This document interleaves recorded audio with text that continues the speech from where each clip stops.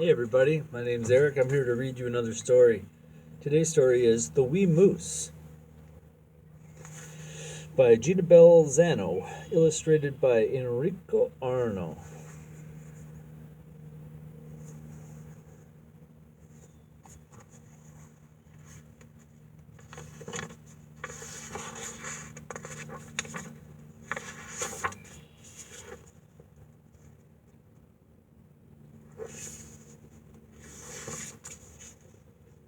Copyright 1964 by Parents Magazine Press.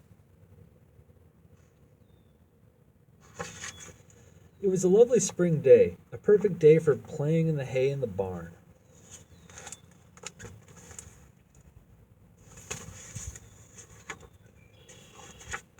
A small mouse was doing just that. He was having fun even though he had nobody to play with.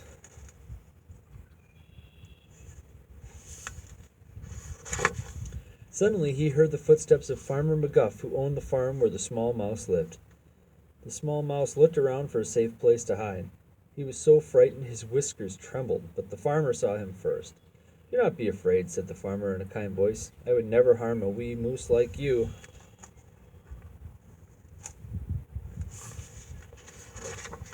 He turned his back on the small mouse and went on with his work.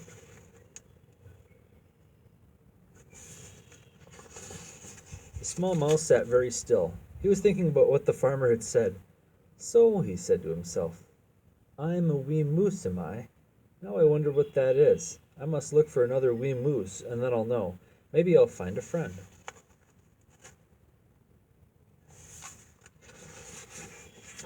He crept quietly out of the barn and looked all around. There were other animals about.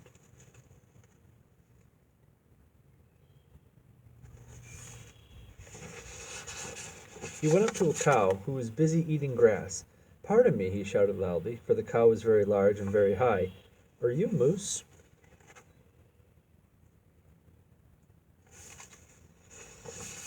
"Why, no indeed," said the cow. "I am a cow." "Well," said the small mouse, "I am a moose, and I'd like to meet another moose." "You a moose?" said the cow. She was so surprised that she stopped eating. "Well, I'm a wee moose," said the small mouse. "Oh dear," said the cow, "where did you get that idea?" "Farmer McGuff told me so himself," the small mouse said proudly. The cow didn't know what to say. Farmer McGuff was never wrong. When she had chewed some more grass, she said, "Why don't you ask the horse? He gets around more than I do. He may know where to find a moose." "Where is he?" shouted the small mouse.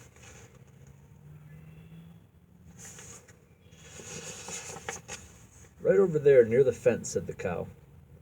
"Thank you," said the small mouse, and he hurried over to the horse.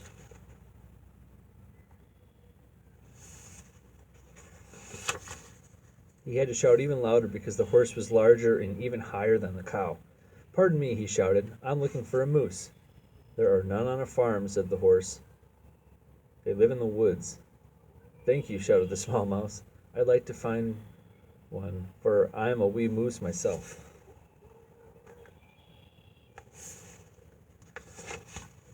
"You are? Who told you that?" asked the horse. "Farmer McGuff told me that himself," the small mouse said proudly. The horse didn't know what to say. Farmer McGuff was never wrong. "Well, try the woods," he finally said.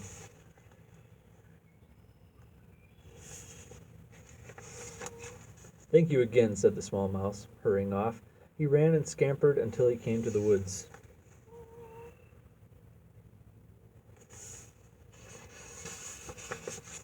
He looked all around. There was not another animal, small or large, in sight. There were only trees and some wild flowers, and a large brook. He looked toward the brook. The water was sparkling in the sunlight. He felt thirsty. He thought a cool drink of water would be fine. He scampered over to the edge of the brook and took a long, cool drink.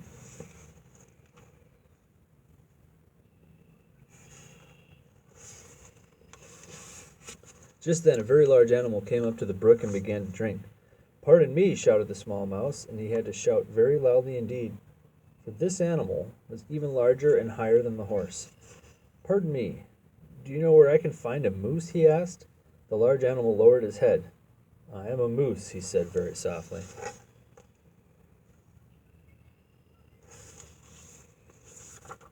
Well, so am I, said the small mouse. I am a wee moose. Who told you that? Asked the moose. Why, Farmer McGuff told me so himself. Then I'm afraid that Farmer McGuff has made a mistake. Come, little thing, look into the brook with me. See if you look like me. Well, of course, said the small mouse. I know I'm much smaller, but I'm a wee one of you.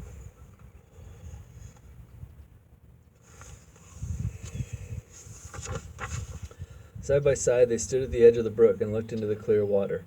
There were large horns on the top of the moose's head. The small mouse touched the top of his head with his paw. No horns, not even tiny ones, were there. The moose had a large, flat face. The mouse's was small and pointed. The moose had a short ball of fur tail. The mouse had a long, thin one, like a string.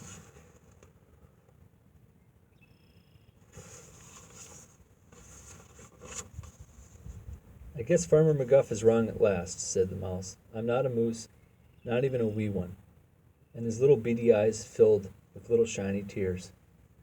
The moose shook his head in sympathy. Then he said, Look, why don't you go to see the wise old owl? He'll be able to explain these things to you.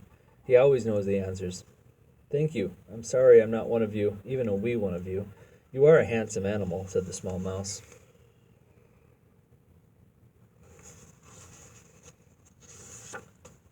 He hurried on until he came to the tree house of the wise old owl.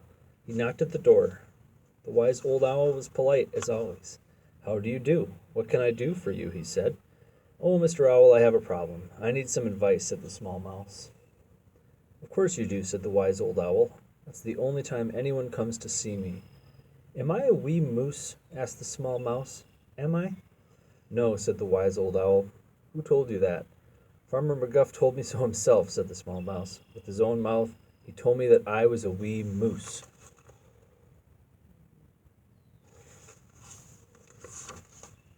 I'm afraid you didn't understand him, said the wise old owl. You see, Farmer McGuff comes from Scotland. That's a land far away, and the people who live there speak differently from the people who live here.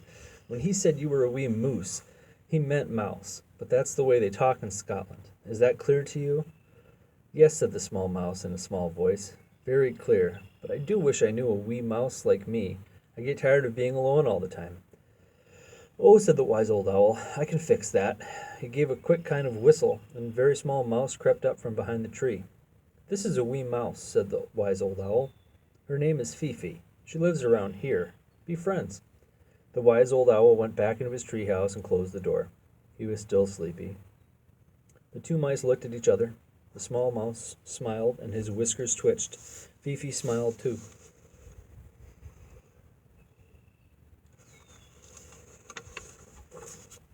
Then the small mouse said, Fifi, would you like to come and live on my farm? There's plenty of food, and it's warm in the winter and cool in the summer. I do get so lonely. All right, said Fifi. I don't mind if I do. I get lonely too. So the little mice went back to the farm together. They became the very best of friends. And the small mouse was quite pleased that he was not, after all, a wee moose, for then he would never have found anyone as wonderful as Fifi to make him happy.